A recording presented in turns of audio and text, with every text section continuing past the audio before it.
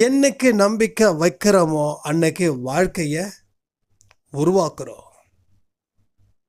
நீங்க உருவாக்குறீங்களா இல்லை எடுக்கிறீங்களா? நீங்க இப்போ என்ன சொல்றீங்களோ அது உங்க வாழ்க்கையில நிச்சயமா நிறைவேற போகுது. நீங்க உங்க வாழ்க்கையை உருவாக்குறீர்களா இல்ல உங்க வாழ்க்கையை அழிக்கிறீர்களா? பதில் சொல்லுங்க. அப்ப இங்க அழிக்க யாரும் வரல. எதுக்கு வந்திருக்கோம்? உருவாக்க வந்திருக்கோம். உங்களுக்குன்னு ஒரு முத்திரை பதிக்க இந்த உலகத்துக்கு நாம வந்திருக்கோம்.